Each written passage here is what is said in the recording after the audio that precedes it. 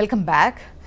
Right, నిన్న అమరావతి సంకల్పం, అమరావతి పనుల పునఃప్రారంభం జరిగింది ప్రధాని చేతుల మీదుగా.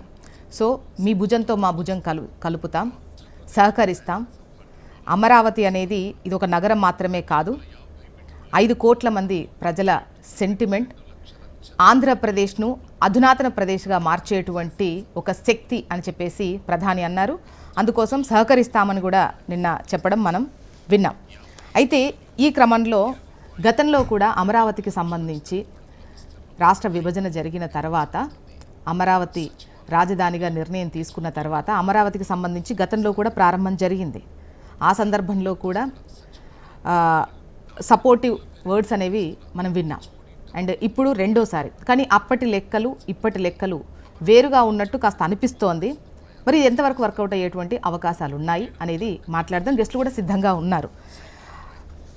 గురుమూర్తి గారు, వీరు టీడీపీ అధికార ప్రతినిధి. వెంకటరెడ్డి గారు, వైసీపీ అధికార ప్రతినిధి. బాజీ గారు, కాంగ్రెస్ సీనియర్ నాయకులు. పెంటపాటి పుల్లారావు గారు, విశ్లేషకులు.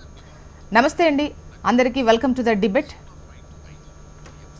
ముందుగా వైసీపీ నుంచే వర్షన్ తీసుకుందాం, ఎందుకంటే పనులు పునఃప్రారంభం చేయాల్సినటువంటి అవసరం గత ప్రభుత్వం అంటే వైసీపీ వల్లనే ఈ పరిస్థితి వచ్చింది. మళ్ళీ స్టార్ట్ చేయాల్సినటువంటి, మళ్ళీ వేడుక చేసి మరీ మొదలు చేసి అమరావతి పనులు, అమరావతి రాజధాని అనేది చెప్పాల్సినటువంటి పరిస్థితి వచ్చింది అని చెప్పేసి అంటున్నటువంటి క్రమంలో వైసీపీ వర్షన్ తీసుకుందాం.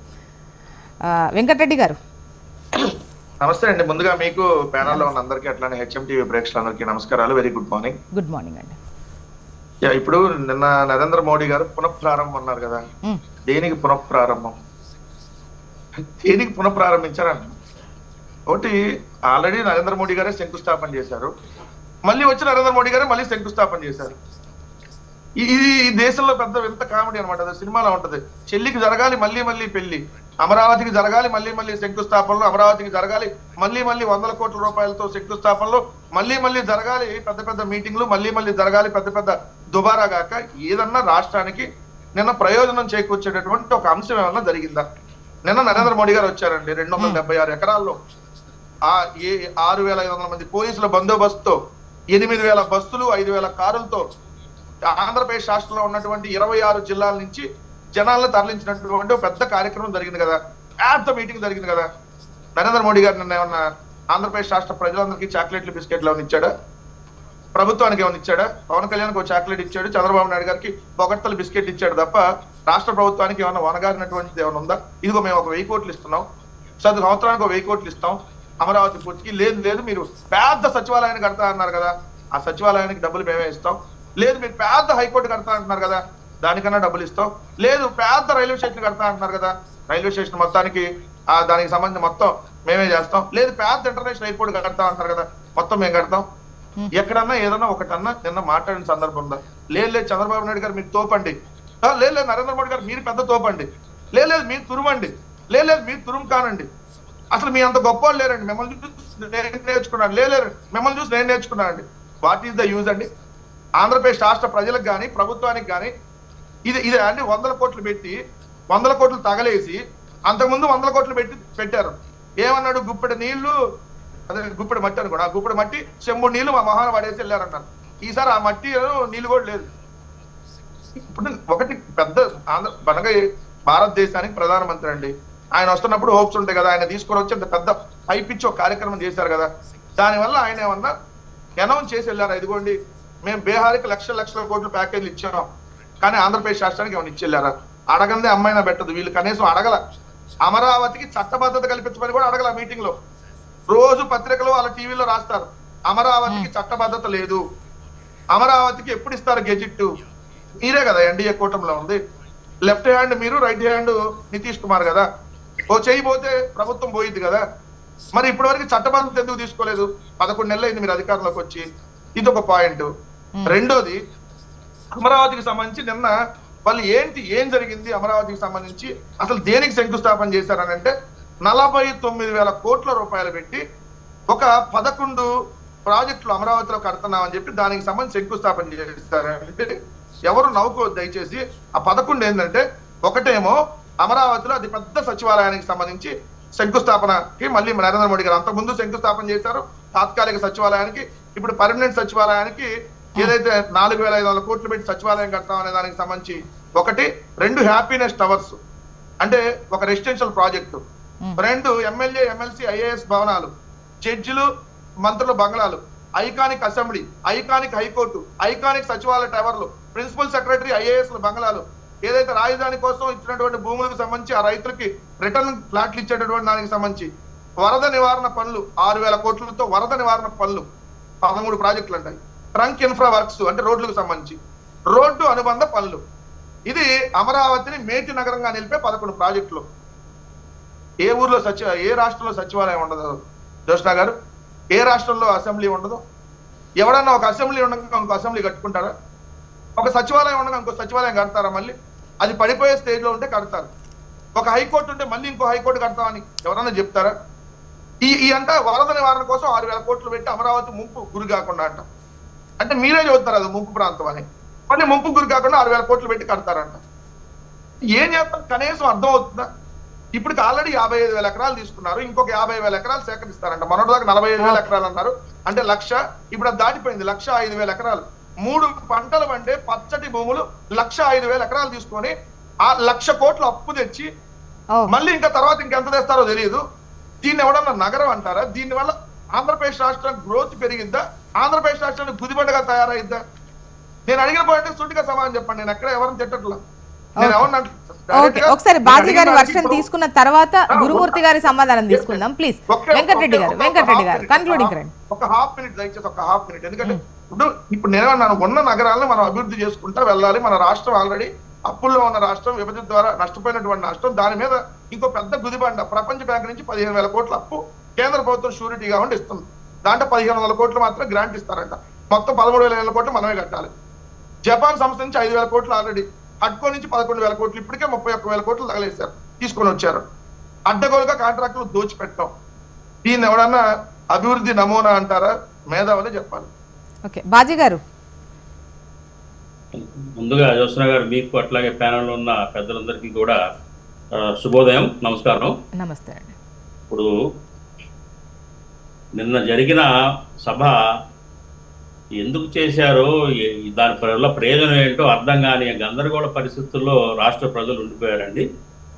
యాక్చువల్గా ఇదే సభ అమరావతి 3 ఏళ్ల తర్వాత కట్టిన తర్వాత ప్రారంభోత్సవానికి పెట్టుకొని ఇంత ఆర్భాటంగా ప్రారంభ సభ చేస్తే బాగుండేది.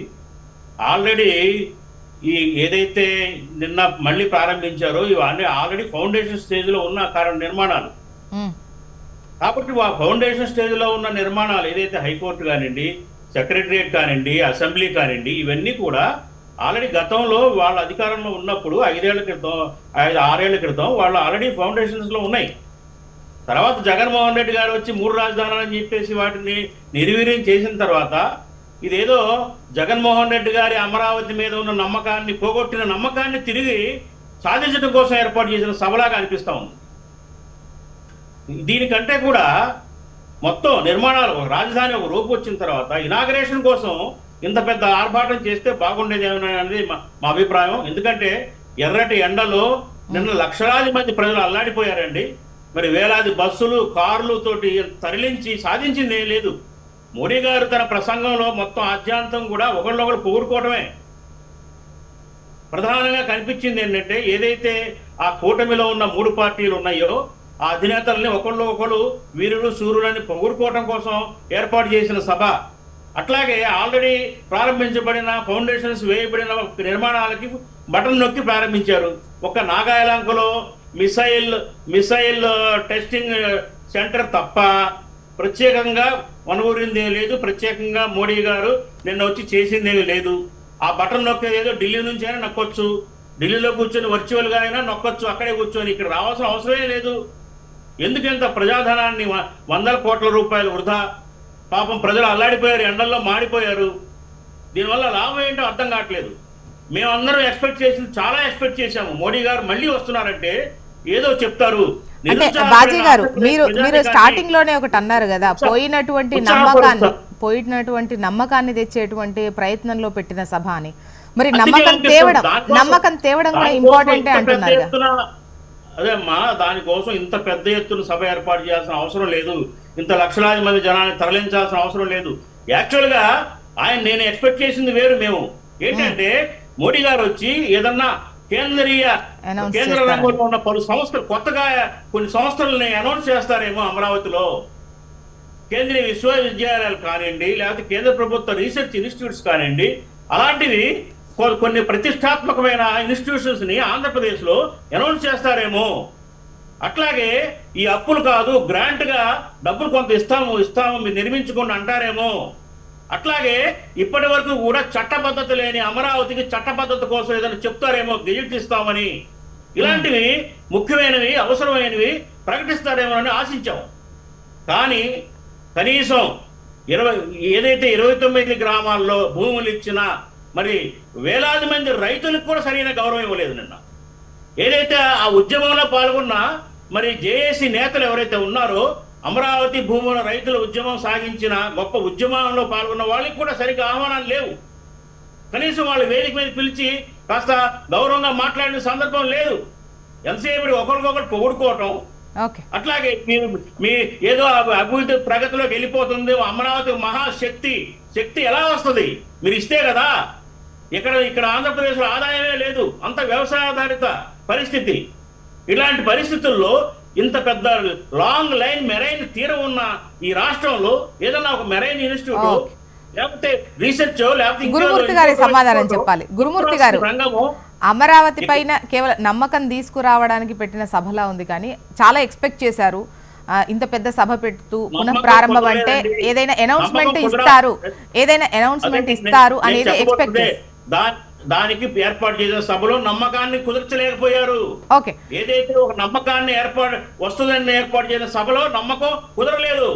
ఆయన ఈ అమరావతి మళ్ళీ చాలా మంది పారిశ్రామికవేత్తలు ఏం ఆలోచిస్తారండి, ఇవాళ ఆంధ్రప్రదేశ్ లో మేము పెట్టుబడులు పెడితే మళ్ళీ గవర్నమెంట్ మారితే మళ్ళీ రాజధాని ఉంటుందా ఉండదా అనే అనుమానాలు ఉన్నాయి.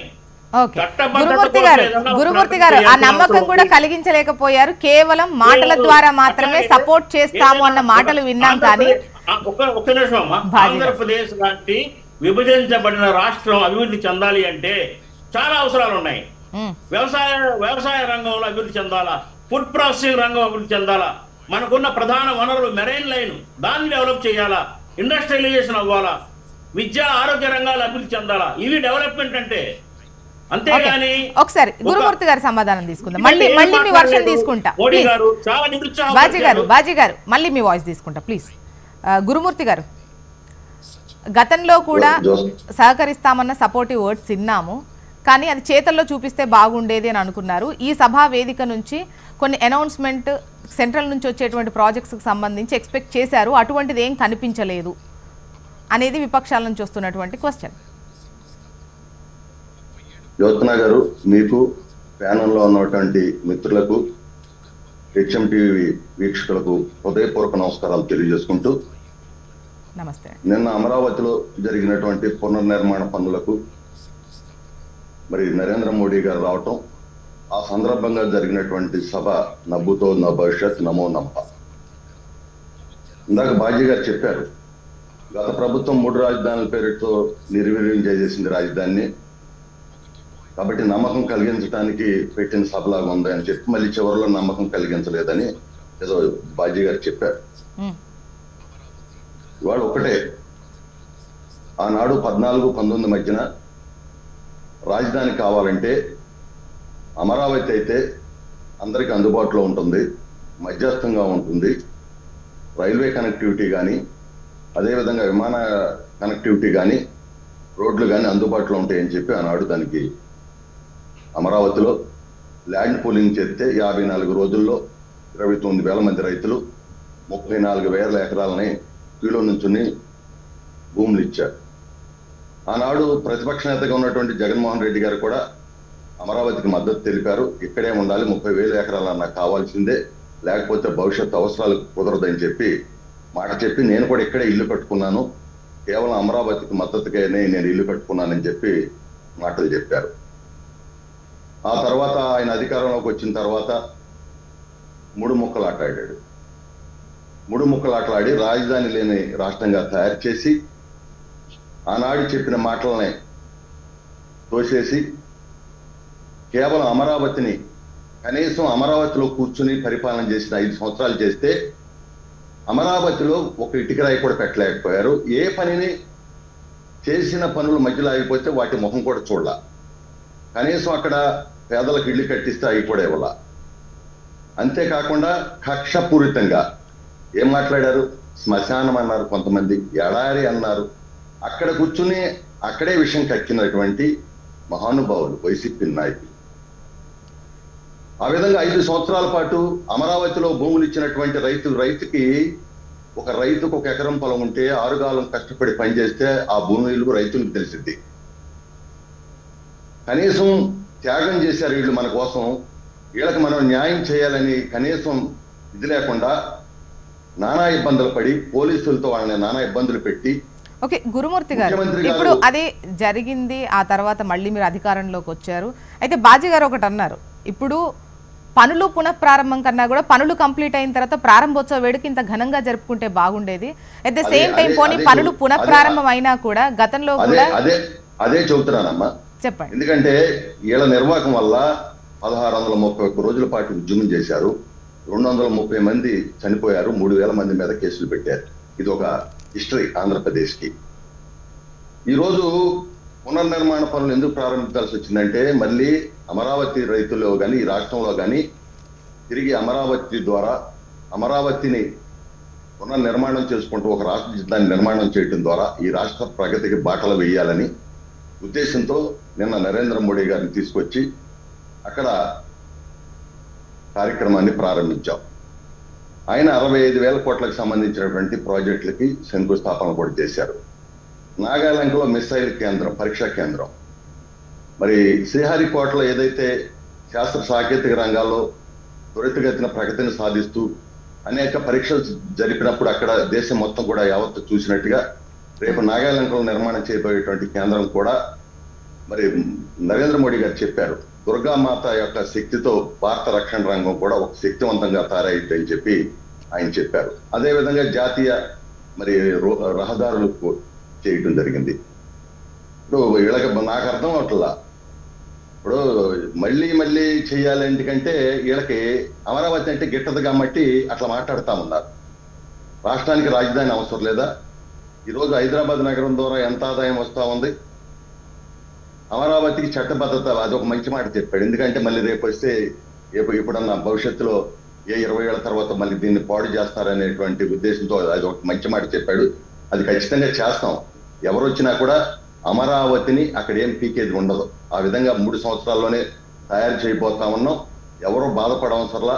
అమరావతి అనేది అక్కడ ఆదాయాన్ని సృష్టించేటువంటి పరిస్థితులు చంద్రబాబు నాయుడు నాయకత్వంలో తీసుకురాబోతా ఉన్నాం. ఎందుకంటే అక్కడ చేసేటువంటి ఇవాళ మేము మాటలు చెప్పొచ్చు, 3 సంవత్సరాల తర్వాత కూడా మళ్ళీ కూర్చుంటాం. గతంలో కూడా ప్రతిపక్షం ఉన్నప్పుడు అనేక విషయాలు మాట్లాడుకున్నాం. ఇట్లాగే ఆ రోజు కూడా పార్టీ రాదు అన్నప్పుడు మేము మాట్లాడి ఇవాళ ఏమైందో చూసాం. రేపు 3 సంవత్సరాల తర్వాత అమరావతి ఏ విధంగా ఉంటుంది? ఎందుకంటే ఇవాళ ఎమ్మెల్యే బిల్డింగ్లు కానీ, ఎంపీ బిల్డింగ్లు కానీ, క్వార్టర్స్ కానీ, మరి సచివాలయం కానీ అవన్నీ కూడా పక్కాగా నిర్మాణం చేసుకుంటే తప్పే ఉంది. ఇక్కడ చేత కాలేదు, మేము చేస్తున్నాం చూడమనండి. దేశానికి అమరావతి అనేది చెప్పారు, నరేంద్ర మోడీ గారు చెప్పారు, ఆధునాత శక్తిగా తయారవుతుందని చెప్పారు. ఆయన మాట్లాడారు. ఎందుకంటే చంద్రబాబు నాయుడు గారు ఏం పొగిడారు? ఐటీ రంగంలో అభివృద్ధి చేస్తే నేను దాన్ని మీద ఆచరించి మా బృందాన్ని పంపించి అధ్యయనం చేసి మేము కూడా చేసాము, అభివృద్ధి సాధించామని చెప్పారు. అది పొగడతా? అది తప్ప? ఇవన్నీ వీటిని వ్యతిరేకించేది ఏం లేదు. ఇప్పుడు రాజకీయ పార్టీలు ఉన్నప్పుడు వాటి పొగడ్తలు వాటి గురించి మాట్లాడినా కూడా వీటిని ఎవరు వ్యతిరేకించడమో లేదంటే తప్పనడమో కరెక్ట్ ఏం కాదు. కాకపోతే బట్ అనౌన్స్మెంట్స్ అనేది ఎక్స్పెక్ట్ చేస్తున్నారు. దాని గురించి అటు బీజేపీ కానివ్వండి, టీడీపీ కానివ్వండి పెద్దగా ప్రస్తావించట్లేదు అనేది. ఇప్పుడు ఒకవేళ నిధుల రూపంలో ఏమైనా వస్తే అది అప్పు రూపేణా వస్తోంది తప్ప సెంట్రల్ గ్రాంట్ అని చెప్పండి. చంద్రబాబు నాయుడు గారు ప్రతి సందర్భంలో కూడా ఢిల్లీ వెళ్ళి రాజధానికి ఏమి నిధులు కావాలి, రోడ్లకి ఏం కావాలి, తర్వాత వ్యవసాయ శాఖకి ఏం కావాలి, అటవీ శాఖకి ఏం కావాలి, ఇట్లా ఎప్పుడు కూడా వెళ్ళి నిధులు అనేక సందర్భాల్లో వెళ్ళారు. గురుమూర్తి సార్ మీ మీద డౌట్ లేదు, అడుగుతున్నారు, చంద్రబాబు నాయుడు గారు అడుగుతున్నారు. ఏనాడన్నా ఢిల్లీ వెళ్ళి ఎప్పుడైనా నేను దీనికోసం వచ్చి చెప్పానని చెప్పమనండి. బయటకు వచ్చి ఎప్పుడన్నా ప్రెస్ మీట్ పెట్టి ఇదిగో నేను ఈ పని మీద వచ్చానని ఏనాడన్నా చెప్పారని చెప్పమనండి. ఆయన ఎవరి కోసం వెళ్ళాడు? ఆయన స్వార్థం కోసం వెళ్ళాడు. ఏదో ధనం వృధా అయిపోయింది బోర్డంత అన్నారు. మరి వీళ్ళు సర్వే రాళ్ల మీద బొమ్మలేసి 100 కోట్ల రూపాయలు మూల పడేశారు, అది వృధా అవ్వలేదా? ఉపాధి హామీ నిధులు తీసుకొచ్చి సెంటు పట్టా పేరుతో మొత్తం 1000 కోట్లు గురుమూర్తి గారు మన టాపిక్ వేరే వెళ్ళిపోతుంది. దయచేసి అంటే మీరు అడగట్లేదు అనేది కాదు, బట్ సెంట్రల్ సపోర్ట్ చేసేటువంటి విషయంలో ఆల్మోస్ట్ ఇచ్చినటువంటివి అప్పు రూపేణా వస్తున్నాయని గ్రాంట్స్ కింద చూస్తే అనుకున్నంత స్థాయిలో ఇవ్వట్లేదు. మాటల్లో సపోర్టివ్నెస్ అనేది మంచిగా కనిపిస్తోంది, కానీ అది మంజూరు చేసేటువంటి క్రమంలో కనిపించట్లేదు నిధుల మంజూరు విషయంలో అనేది ఒక వర్షన్ విమర్శ వినిపిస్తోంది. ఈవెన్ అనౌన్స్మెంట్స్ గురించే వీళ్ళు పదే అడుగుతున్న క్వశ్చన్. దాంట్లో ఏం ఎక్స్పెక్ట్ చేస్తారు కదా? ఈ రోజు అన్ని జాతీయ రహదారులకి డబ్బులు ఇస్తున్నారు. రాష్ట్రంలో అన్ని జాతీయ రహదారులకు డబ్బులు ఇస్తున్నారు. అది గ్రాంట్ కాదా? మిసైల్ కేంద్రం పెట్టారు, మరి అది వాళ్ళు ఇచ్చే గ్రాంట్ కాదా? అదే విధంగా ఇవాళ కేంద్ర ప్రభుత్వ రంగ సంస్థలు అనేక సంస్థల్ని ఈ రాష్ట్రంలో పెట్టి అభివృద్ధి చేస్తా ఉన్నారు. అవి గ్రాంట్లు కాదా? ఇవాళ ఏది అడిగినా కూడా వాళ్ళు ఇవాళ రాష్ట్రానికి ఇస్తా ఉన్నారు. ఇంత పెద్ద ఎత్తున నిధులు ఇస్తున్నారు, ఎప్పుడు ఇవ్వని విధంగా ఇస్తున్నారు. అది అలాగ బాధగా ఉందేమో, ఒకసారి అలాగ బాధగా ఉందేమో. Okay, done. పుల్లారావు గారు విశ్లేషణ తీసుకుందాం. పుల్లారావు గారు, పనుల పునః ప్రారంభంపై మీ విశ్లేషణ. మేబీ మీరు మ్యూట్లో ఉన్నారు అనుకుంటున్నా. ఏం ఏంటంటే చక్కగా మీరు కాంగ్రెస్ పార్టీ, వైసీపీ, టీడీపీ కూర్చోబెట్టే ముగ్గురు పరిపాలించారు ఆంధ్రప్రదేశ్. అది ముగ్గురు పరిపాలించిన వాళ్ళని కూర్చోబెట్టారు. నాకేం ఒకసారి అధికారం ఇచ్చాక వాళ్ళు ఇష్టారాజ్యంగా చేస్తారు. ఇందాక బాజీ గారు చాలా సీనియర్ మ్యాన్, ఇలా చేస్తే బాగుండను, అలా చేస్తే బాగుండను అన్న అన్నీ ఒప్పుకుంటా. బాజీ గారు అన్నీ ఒప్పుకుంటా. కానీ రాహుల్ గాంధీ ఒక్కసారి పార్లమెంట్ ఆఫ్ చేసేదా? పోలవరంలో ట్రైబల్స్కి వాళ్ళకి 3 లక్షల మందికి ఇప్పుడు డబ్బులు రాలేదు. 3 లక్షల మందికి ఎకరం గురుమూర్తి గారు భూమి తొబ్బి 2 లక్షలు ఇచ్చారు. మీకు ల్యాండ్ పూలింగ్గా ఎవరు సొమ్ము తీసుకుంటున్నారు? పాపం తెచ్చుకోవద్దు, మా సొమ్ము. 2015-16లో 50,000 ఎకరం సీజ్ చేశారు. ఎకరానికి ఎంత ఇచ్చారు? 2 లక్షలు. అంటే ఆ కులాలు సరిపడలేదా మీకు? ఫ్రాంక్గా అడుగుతున్నాను నేను. సుప్రీంకోర్టులో కేసులు వేసా, ఇది మర్యాద పూర్వకంగా అడుగుతున్నా. అలాగే బాజీ గారు ఇలా చేస్తే బాగుండదు, అలా చేస్తే బాగుండదు అంటారు. పెద్ద మీటింగ్లు వేస్ట్. నేను 100% ఒప్పుకుంటున్నా. గవర్నమెంట్ బస్సులు వాడారు, గవర్నమెంట్ డబ్బులు ఇచ్చారు. మరి తెలంగాణలో, కర్ణాటకలో రాహుల్ గాంధీ గారు వస్తే ఎవరు వస్తున్నారు చూడటానికి? ఇలా చేయట్లేదా? మీరు స్టేట్మెంట్ ఇవ్వండి, అది చెప్తాను. మీరు చేసే పని వాళ్ళు చేస్తున్నారు అంతే. తర్వాత ఒక్కసారి పార్లమెంట్లో ఆంధ్రప్రదేశ్ గురించి ఒక్కసారి మాట్లాడలేదు. ఎందుకంటే ఆంధ్రప్రదేశ్ గురించి మాట్లాడితే తెలంగాణ వాళ్ళకి కోపం వస్తుంది. వాళ్ళకి ఎందుకు కోపం వస్తుంది? నేను అడుక్కుంటుంటా ఉంటే, మీరు పెట్టకపోతే. అది మీరు జ్ఞాపకం పెట్టుకోండి దయచేసి. నేను చెప్పగలను, నేను మాట్లాడే నీతులు ఎవరు మాట్లాడలేదు, కానీ చెప్పట్లేదు. ఎందుకంటే నాలో ఎన్నో లోపాలు ఉంటాయి. సెకండ్ పాయింట్, వైసీపీ కూడా అక్కడ ఉన్న వెంకటరెడ్డి గారు వాళ్ళకి మీకున్న 5 yearsలో కొన్ని చేస్తే ఇలాంటివి రాకపోతుంది కదా, అది మీరు కూడా ఫెయిల్ అవ్వారు. ఏదైనా చూసి తెచ్చుకోవడం బెటర్. ఇప్పుడు టీడీపీ చేసింది ఏంటి? అమరావతి. అది కరెక్ట్. టీడీపీ అవునే, బీజేపీ అవునే, లేకపోతే వైసీపీ అవునే. ఇంత పెద్ద క్యాపిటల్ దేనికి గురుమూర్తి గారు? 1,00,000 ఎకరం తెలియక అడుగుతుందా? సెక్రటేరియట్ హైదరాబాద్లో 500 ఎకరం, 200 ఎకరం పరిపాలించారు 100 సంవత్సరాలు. అది ఇంత పెద్ద క్యాపిటల్ దేనికి? IAS officer, IPS officer retire అవ్వాక ఒక్కడు ఉంటున్నాడు అక్కడ. మన చీఫ్ సెక్రటరీ రిటైర్ అవ్వాడు, వాడి పేరు మర్చిపోయాను. వాడు హైదరాబాద్లో ఇల్లు పెట్టుకున్నాడు, ఢిల్లీలో పెట్టుకున్నాడు. చెప్పండి సరదాగా. ఇంత క్యాపిటల్ 50,000 కోట్లు, 1,00,000 కోట్లు పెడితే వడ్డీలు, మెయింటెనెన్స్ ఎవరు చూస్తారు? తర్వాత చాలా కేర్ఫుల్గా ఆలోచించాలి. అంటే మేము చేసాం అని. ఇది ఇంకో విషయం కూడా చెప్తున్నా, ఇంత క్యాపిటల్ అవసరం లేదని నేను ఎందుకంటున్నానంటే, ఎలక్ట్రానిక్ రూలింగ్ వచ్చింది కదా. 26 జిల్లాలు పెట్టారు. కలెక్టర్కి ఇంటర్నెట్ మీద, వాట్సాప్స్ మీద వెళ్ళిపోతున్నాయి కదా మెసేజెస్, ఫేస్బుక్స్ మీద, వాటి మీద. మరి సెక్రటేరియట్కి వాళ్ళకి బంగ్లాలు ఎవరు మెయింటైన్ చేస్తారు చెప్పండి? చీఫ్ సెక్రటరీ రిటైర్ అవుతాడు, ఇప్పుడు ఉన్నవాడు ఎక్కడ ఉంటాడు కనుక్కుంటాడు, దయచేసి వెళ్ళిపోతాడు. ఆ ఉండే వారం రోజులకి, 5 రోజులకి సరే మీరు అనొచ్చు మంత్రులు కూడా ఇక్కడ ఉండట్లేదా అంటే, మంత్రులు కూడా ఒక క్యాంప్ హైదరాబాద్, ఒక క్యాంప్ ఇక్కడ, అందరూ. నాకు దగ్గర డబ్బు ఉంటే నేను కూడా అదే చేస్తాను, తప్పులేదు. కానీ నేను చెప్పేది ఇంత క్యాపిటల్ దేనికి? ఇది మనకు మీరు అన్న ప్రశ్న నేనే వెతకాలని చేయట్లేదు. మీరు నన్ను యూ కెన్ కండెమ్ మీ. ఒక క్యాపిటల్ ఉండాలా రాష్ట్రానికి అంటున్నారు. రాష్ట్రానికి క్యాపిటల్ న్యాచురల్గా పెరుగుతుంది మీ పరిపాలన మీద ఆధారపడితే. మీరు జ్ఞాపకం పెట్టుకోండి, అనంతపూర్ బెంగళూరు బోర్డర్ నుంచి ఇచ్చాపురానికి 1200 కిలోమీటర్లు, ఉత్తరప్రదేశ్ ఎండ్ టు ఎండ్ 600-700 కిలోమీటర్లు. చాలా కేర్ఫుల్గా ఆలోచించి చేయాలి. మీరు కాదు, ఏ షాజహాన్ కట్టిన ఫోర్టు ఢిల్లీలో వదిలి పారేసి వెళ్ళిపోయారు. కరెక్ట్గా టైం మారుతూ ఉంటుంది. నాకేం అభివృద్ధి లేదు, మీకు అధికారం ఇచ్చారు, మా ఇష్టం వచ్చినట్టుగా చేస్తామండి. మీరు ఎవరండి? అది 5,000 బస్సులు పెట్టి దేనికి? ఇది ఒక్కో బస్సుకి ఫ్రీగా వచ్చారా జనం? మీరు మంచి సిస్టమ్స్ తండి.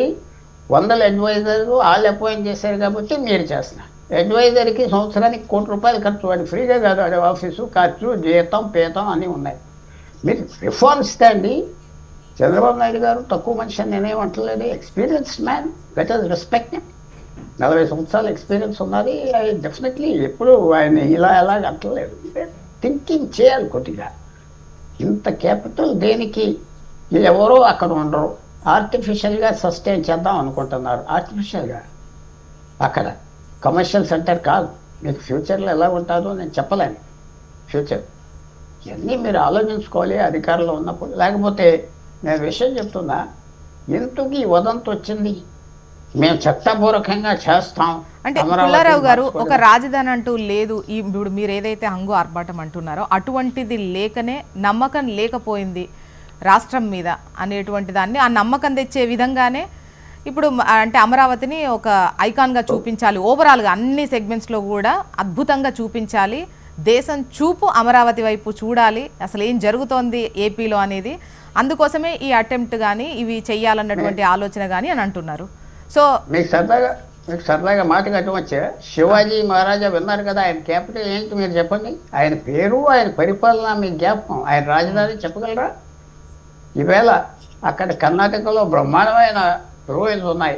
అది హూబ్లీ దగ్గర ఏదో మర్చిపోతున్నాను. అది ఎవరు వదిలేశారు? విజయనగరం. క్యాపిటల్ కాదు, మీ పరిపాలన. ఇదే ఆశ్చర్యపోయాను నేను. అంటే నేను విమర్శిస్తున్నాను కదా, జగన్మోహన్ రెడ్డి గారు చేయనే, బీజేపీ చేయనే అని బస్సులు దేనికి? అలాగే మంచి అది పేపర్గా వచ్చింది, నేనేం సృష్టించట్లేదు. అలాగే భోజనాలంతా, అలాగే తిళ్ళంతా అంతా ఇవ్వటం రావటం. లాస్ట్ పాయింట్ అక్కడ చెప్తున్నా, 10 సంవత్సరాలు 12 సంవత్సరాల తర్వాత భూములు తీసుకుని 2 లక్షల ఎకరం ఇప్పుడు కూడా డబ్బు ఇవ్వలేదు. దాని గురించి ఎవరు మాట్లాడరు. I be happy. 2 లక్షల రూపాయలు ఇచ్చారు ఎకరానికి. 2 లక్షలు. అలాగే ల్యాండ్ పూలింగ్ ఎందుకు చేయరు? అంటే అది కులాలు మీకు సరిపోలేవా? పై కులాలు కాదని అది అలా అంటలేదు. మీరు ఆలోచించుకోవాలి. నేను చెప్తుందా, ఇది ఏమవుతుందంటే అమరావతి వల్ల కాస్ట్ ఆఫ్ లివింగ్ పెరుగుతుంది. కాస్ట్ ఆఫ్ లివింగ్ అంటే దేశం అంతా. ఇప్పుడు విజయవాడలో రూమ్ ఎంత? 2-3 సంవత్సరాల క్రితం రూమ్ ఎంత? గుంటూరులో ఎంత? ఈ కాస్ట్ ఆఫ్ లివింగ్ పెరిగిపోతుంది. హైదరాబాద్ కంటే ధరలు ఎక్కువ పెరిగిపోతుంది. ఈవేళ పెట్రోల్ ధర ₹108 అనుకుంటా ఇక్కడ ఆంధ్రాలో. అన్నిటికంటే హైయెస్ట్ అనుకుంటున్నా భారతదేశం. అనుకుంటున్నా, నన్ను కరెక్ట్ చేయండి మీరు దయచేసి ఎవరైనా అక్కడ.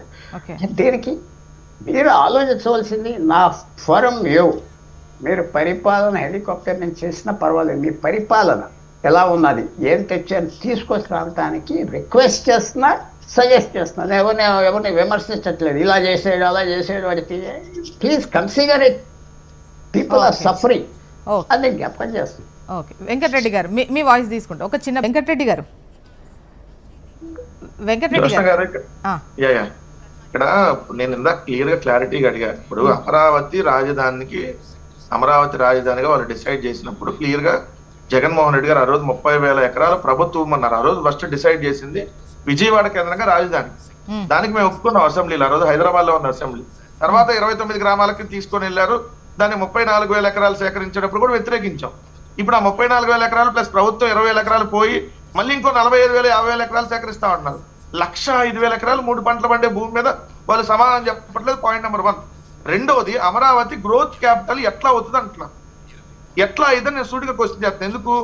వాళ్ళు ఒక ఎకరం అభివృద్ధి చేయాలి అని అంటే 2 కోట్ల రూపాయలు అవుద్దని చెప్పారు. ఇప్పుడు 1,00,000 ఎకరాల భూమిని తీసుకుంటే 1,00,000 ఎకరాలని ఆ రోజు చెప్పిన లెక్క 2 కోట్లు. ఇప్పుడు 3 కోట్లు అయింది కదా మినిమం. అంటే 3 లక్షల కోట్లు పెట్టి డెవలప్ చేయాలి. 3 లక్షల కోట్లకి అప్పు తీసుకొని వస్తే అసలుకం వడ్డీ ఎప్పుడు కట్టాలి, ఎంత కట్టాలి, దాని మీద ఎప్పుడు ఆదాయం వస్తుంది? ఇది కదా ఆంధ్రప్రదేశ్ రాష్ట్రానికి ఇది పెద్ద వినాశనం కదా. అది సో నేనేమన్నాను, ఉన్న నగరాలను అభివృద్ధి చేసుకోవాలనే కాన్సెప్ట్ వదిలేసి కొత్తగా మీరు భూములు అక్కడ తీసుకున్నారు కాబట్టి దాన్ని డెవలప్ చేయాలనే ఆలోచనతో వెళ్తే ఎలా అన్నా. మోడీ గారు ఏం చేశారని అడిగితే ఆయన నాగాయలు అంటే అన్నారు. వెంకటరెడ్డి గారు అసలు ఈ నాగాయలు అంటే మౌలిక ఎప్పుడు- వసతులు ప్రభుత్వానికి సంబంధించిన బిల్డింగ్స్ ఏవైతే ఉంటాయో ప్రభుత్వ ఖర్చులతో నుండి మిగతాది పబ్లిక్ ప్రైవేట్ పార్ట్నర్షిప్ లో ముందుకెళ్తాము అని చెప్పినట్టున్నారు కదా. లేదండి, అప్పులు తెచ్చి ముందుకు వెళ్తున్నాం. అప్పులు తెచ్చి చంద్రబాబు నాయుడు గారి బంధువులు కాంట్రాక్ట్లు అప్పచెప్పి, లేకపోతే ఈనాడు కిరణ్ వియ్యంకుడికి, లేదంటే విజయవాడ గీతం కాలేజీ భరత్ వాళ్ళ ఫ్రెండ్ కి, చంద్రబాబు నాయుడు ఫ్రెండ్ వాళ్ళకి, ఆయన బీఆర్ ఇన్ఫ్రా అని బెంగళూరులో ఉంటారు శ్రీనివాసరావు అని, వాళ్ళకి ఈ కాంట్రాక్ట్లు వాళ్ళకి ఇచ్చి 4,000 కోట్లు 8,000 కోట్లకి మొబిలైజేషన్ అడ్వాన్స్లు అంట. నాకు తెలుసు దేశంలో ఎవడు మొబిలైజేషన్ అడ్వాన్స్లు ఎవడు, ఏదైనా ఎడారిలో కడితే మొబిలైజేషన్ అడ్వాన్స్లు ఇస్తారేమో. మరి అమరావతి ఎడారి కాదు కదా వాళ్ళ దృష్టిలో. మరి మొబిలైజేషన్ అడ్వాన్స్లు ఇచ్చి ఇవ్వటం ఏంటి? కాంట్రాక్టులు రానంటున్నారు కట్టడానికి. ఈ విధంగా దోపిడీకి మేము వ్యతిరేకం అంటున్నాం క్లియర్ గా. ఇందాక ఆయన నాగాయల అంకలు చాలా అద్భుతంగా వచ్చింది అన్నాడు. ఎస్, స్వాగతిస్తాం ఖచ్చితంగా. అది ఎప్పుడుది? 2011లో ఒరిస్సాలో బాలాసోర్లో ఏదైతే రక్షణ పరిశోధనా కేంద్రం పెట్టినాక అక్కడతో కాదు ఇంకా సముద్రం దగ్గర అనుకూలమైనటువంటి ప్రాంతం ఎతకాలని చెప్పి అప్పుడు ప్రభుత్వం, మన్మోహన్ సింగ్ గారి ప్రభుత్వం నిర్ణయించినప్పుడు ఏదైతే కృష్ణా జిల్లా నాగాయలంకలో ఏదైతే ఈ రీసెర్చ్ కేంద్రం పెట్టాలి అనేది అప్పుడు డిసైడ్ చేశారు. 50 కేంద్రాలు ఉన్నాయి దేశం మొత్తం మీద. సో 2011లో మన్మోహన్ సింగ్ ప్రభుత్వం ఉన్నప్పుడు తీసుకున్నటువంటి నిర్ణయం 13 ఏళ్ల తర్వాత ఈ రోజు ఏదైతే దానికి సంబంధించిన శంకుస్థాపన జరిగింది. సంతోషమే, దాన్ని ఎవరు వ్యతిరేకించట్లా. ఇప్పుడు కూడా మేమేమంటున్నాం, ఇప్పుడు 49,000 కోట్లు అని చెప్పి నేను మీరు శంకుస్థాపన చేశారు కదా, ఏంటి 49,000 కోట్లకి? సచివాలయం, అసెంబ్లీ, హైకోర్టు భవనాలు, లేదంటే MLA quarters, MP quarters, sorry MLA quarters, minister quarters, దీనికి 50,000 కోట్లు ఏంటండి? అది ఏంది ఇది? 50,000 కోట్లు పెట్టి హైకోర్టు, సచివాలయం, అసెంబ్లీ, ఎమ్మెల్యే క్వార్టర్లు, మంత్రుల క్వార్టర్లు, డెవలప్ చేసిన రైతులకు ఫ్లాట్లు, వరద నివారణ చర్యలు, వాట్ ఈస్ ద యూజ్? అంటే దీనివల్ల ఎవడన్నా 50,000 కోట్లతో ఈ కడతారా? మన రాష్ట్రం ఏమన్నా 1,00,000 కోట్లు వెనకేసుకొని ఉందా? 1,00,000 కోట్ల అప్పుల్లో ఉందా? ఏం చేద్దాం అనుకున్నారు రాష్ట్రాన్ని అడిగితే సూటిగా దానికి సమాధానం చెప్పరు. మోడీ గారు నన్ను తీసుకొని వచ్చారు కదా, ఏంది దానివల్ల ఉపయోగం? ఇదిగో నమో అని చెప్పి పొగడ్తలు, లేదు నారా అని పొగడ్తలు, ఆయన తప్ప నయా పైసా ఏమన్నా ఉపయోగం ఉందా అని అడిగాం. దానికి మీరు సమాధానం దాటవేస్తే ఎట్లా? తప్పులేదు వెంకటరెడ్డి గారు. పొగిడితే తప్పైతే జగన్మోహన్ రెడ్డి గారు పొగిడితే పొగడండి సార్ ఒకరినొకరు పొగుడుకోండి, ట్వీట్లు పెట్టి పొగుడుకోండి, ప్రెస్ మీట్లు పెట్టి పొగుడుకోండి, 100 కోట్లు డబ్బులు ఖర్చు పెట్టి ప్రజాధనంతో మీటింగ్ పెట్టి మీరు 1,000 కోట్ల రూపాయల ప్రయోజనం ఏమైనా చేకూరిస్తే మీరు 100 పొగడ్తలు కాదు 1,000 పొగడ్తలు పొగుడుకోండి. దానికి ఎవరి అభ్యంతరం లేదు. పుల్లారావు గారు, మేము ఎవరిని అభ్యంతరం చెప్పట్లా. ఇదిగో మీ రాష్ట్రానికి ఇదిగో ఇచ్చేసాం, ఇదిగో ఒక 10,000 కోట్లు ఈ ప్రయోజనం మేము చేకూరుస్తున్నాం, అమరావతికి 10,000 కోట్లు అప్పు కాదు గ్రాంట్ ఇస్తున్నాం అన్నప్పుడు నమో కాదు, నారా కాదు, దేవాక్షను కూడా పొగుడుకోండి. ఒకసారి బాజీ గారు, మళ్ళీ మనకు సమయం అయిపోతుంది. బాజీ గారు, ఇందాక పెద్దలు పుల్లారావు గారు మాట్లాడుతూ పోలవరం ఇష్యూ ఎత్తారు. పోలవరంలో 2014లో ఎకరానికి 2 లక్షలే ఇచ్చారు అనే ఒకటి కాంగ్రెస్ పార్టీ మీద మరకజల్లడానికి ప్రయత్నం చేశారు. మేమేమంటున్నామంటే 1948లో చేసిన ప్రపోజల్ పోలవరం ప్రాజెక్టు, అది రకరకాలుగా వాయిదాలు పడుతూ 2014లో రాజశేఖర రెడ్డి గారి హయాంలో కొంత ముందుకు వచ్చింది. అప్పుడున్న పరిస్థితులను బట్టి 2 లక్షలు ఇచ్చారు. ఇప్పుడు ఏంటది? టోటల్లీ సెంట్రల్ గవర్నమెంట్ ఫండెడ్ ప్రాజెక్టుగా, జాతీయ ప్రాజెక్టుగా రూపాంతరం చెందింది. దానికి ఇప్పటి వరకు కూడా 2 లక్షల మంది నిర్వాసితులకు ఇవ్వాల్సిన ఫండ్స్ ఇవ్వలేదు, వాళ్ళ ఇళ్ళు ఇవ్వలేదు, వాళ్ళకి ఇవ్వాల్సిన ఏదైతే ప్రామిసెస్ ఉన్నాయో నెరవేర్చలేదు. ఇవన్నీ కూడా కేంద్ర ప్రభుత్వం పోలవరం నిర్వాసితులకు కానివ్వండి, అక్కడ ముంపుకు గురైన 275 గ్రామాలకు చేయమనండి ముందు.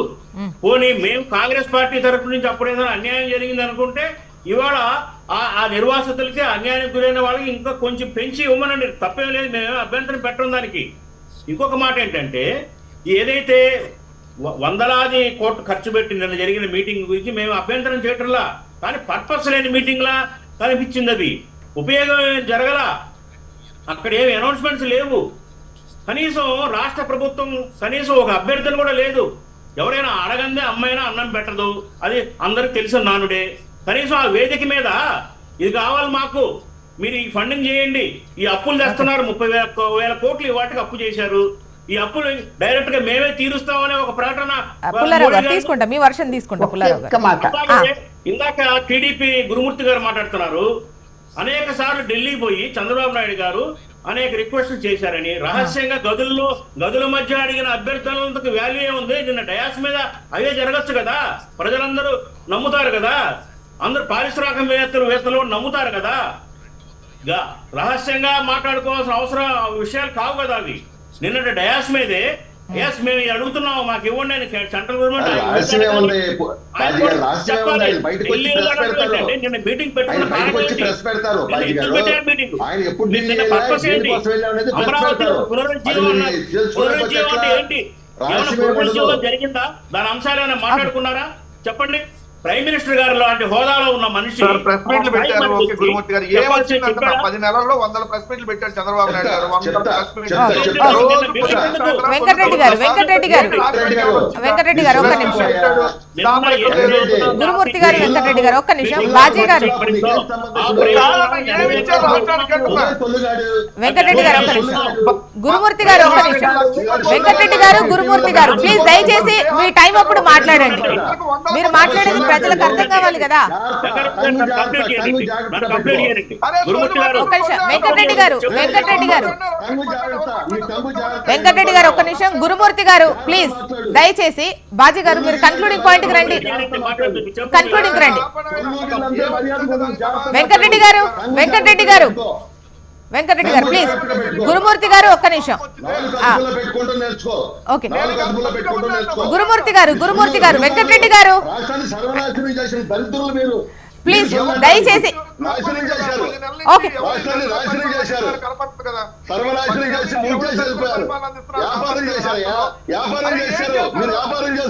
గురుమూర్తి గారు అండ్ వెంకటరెడ్డి గారు గురుమూర్తి గారు ప్లీజ్ దయచేసి ఒకసారి పుల్లారావు గారి వర్షన్ తీసుకుందాం. పుల్లారావు గారు. వెంకటరెడ్డి గారు మాట్లాడనవయ్యా ఒక్క నిమిషం ప్లీజ్. ఒక్క నిమిషం మాట్లాడవే ప్లీజ్. చెప్పండి గురుమూర్తి గారు చెప్పండి. బాజీ గారు మీరు చెప్పింది లేదండి, ఎవరి టైంలో వాళ్ళు మాట్లాడండి ప్లీజ్ దయచేసి. వెంకటరెడ్డి గారు పుల్లారావు గారు. బాజీ గారు మీరు చెప్పింది నేనేం కాదంటలేదు. 2014 నుంచి కాంగ్రెస్ పార్టీ 50 సార్లు 100 సార్లు 200 సార్లు పార్లమెంట్ ఆఫ్ చేసింది. దేనికి ఆఫ్ చేసింది? మణిపూర్, పెగాసస్, ఇంకా చెప్పమంటారా అదాని, అంబానీ. అది మీకు ఇష్టమా? మీ తాతగారు చుట్టాల వాళ్ళు. మీరు కాంగ్రెస్ పార్టీ, మేము కాంగ్రెస్ పార్టీకి చాలా హెల్ప్ చేశాం. Rajasekhar Reddy was my friend, Rajiv Gandhi was my friend, Hanumantha Rao గారికి కనుక్కోండి. కానీ ఒక్కసారి ఆఫ్ చేయలేదే. నేను చెప్పేది తప్ప గురుమూర్తి గారు? ఒక్కసారి ఆఫ్ చేయలేదు. పెగాసస్ మీకు ఎవరయ్యా పెగాసస్? అంబానీ, అదానీ నన్ను కేరళలో అడిగా. ఇది మనకి ఆంధ్రప్రదేశ్కి ఆఫ్ చేయమనండి. నేను చెప్పేది మాకు దగ్గర పవర్ లేదు కాబట్టి మిమ్మల్ని కోరుతున్నాం. మీరు పెద్ద పార్టీకి ఒక లీడరు, యూ టెల్ దెమ్ మనం ఇది ఓట్ చేసాం, ఒకసారి ఆఫ్ చేయండి. ఈ 2 లక్షలు ఇచ్చారు, రాజశేఖర రెడ్డి గారు ఏం గొప్ప చేయలేదు, ఇల్లు చేయలేదు. మేము అడిగేది ఏమంటున్నాం? ఫ్యాక్ట్ కాకపోతే పెద్దపాటి పుల్లారావు తప్పు చెప్పాడు, అబద్ధం మనిషికి చెప్పండి, ఐ అడ్మిటెడ్. మీరు చెప్పేది ఇట్స్ అ రిక్వెస్ట్. మీరు 3 పార్టీలు ఆలోచించుకోండి అని చెప్తున్నారు. సో మీరు పర్సనల్గా రెస్పెక్ట్ యూ, బట్ ఒక్కసారి ఆఫ్ చేయలేదు పార్లమెంట్. 100 సార్లు 200 సార్లు 300 రోజులు 500 రోజులు ఆఫ్ చేశారు. ఇలాంటి కండిషన్ పెగాసస్, మణిపూర్ ఏంటి మేమేం చెప్తాం? ఓకే గురుమూర్తి గారు ఇప్పుడు మాట్లాడండి. అమ్మా ఇప్పుడు నేను ఒకే ఒక్క మనం చేసి తెలుసుకున్నా. ఎందుకు ఈ కార్యక్రమం అంటే రాష్ట్రాన్ని నామరూపాలు లేకుండా సర్వనాశనం చేసి వెళ్ళిపోయారు కాబట్టి మళ్ళీ అమరావతిలో ఈ పునర్నిర్మాణ కార్యక్రమం చేపట్టి రాష్ట్రంలో భవిష్యత్తులో పారిశ్రామిక కానీ అభివృద్ధికి కానీ సంక్షేమానికి కానీ పునాదులు వేయాలనే ఉద్దేశంతో నిన్న కార్యక్రమం చేపట్టాం. ముఖ్యంగా ఏదైతే చెబుతా ఉన్నారో వాళ్ళ చుట్టాలకు ఇచ్చారు, వీళ్ళు ఎవరికి ఇచ్చారండి? ఈ సలహాదారులు అందరూ ఎవరు? ఒక్కొక్క కులం తప్పితే ఇంకో కులానికి ఎవరికైనా ఇచ్చారా? వీళ్ళు మాట్లాడితే ఎట్లా ఉంటుంది? తర్వాత అమ్మ డిబేట్కి వచ్చేటప్పుడు ఇష్టం వచ్చినట్టు మాట్లాడకూడదు. సొల్లేంటమ్మా వరడేంటి? ఎదుటోళ్ళకి బాధ అనిపించదా? వీళ్ళు వచ్చింది ఏమైనా ఉంటే మాట్లాడే తప్పులేదు. ఏం చేశారని అడగండి, దమ్ముంటే తప్పులేదు. మీరు ఏం అభివృద్ధి చేశారని అడగండి, అడగొచ్చు, నేనైనా అడగొచ్చు, నువ్వైనా అడగొచ్చు. వెంకటరెడ్డి గారు సబ్జెక్ట్ లోనే ఉండండి ప్లీజ్ దయచేసి. వెంకటరెడ్డి గారు గురుమూర్తి గారు ఒక్క నిమిషం అండి. వెంకటరెడ్డి గారు ఇవాళ అమరావతిలో బ్రహ్మాండమైనటువంటి నగరం నిర్మాణం చేస్తా ఉన్నాం. దాంట్లో కంపెనీలు వస్తా ఉన్నాయి. తర్వాత ఇవాళ ఏమని అడిగారు కదా, ఇనవయ్యా వెంకటరెడ్డి గారు ఒక్క నిమిషం. వెంకటరెడ్డి గారు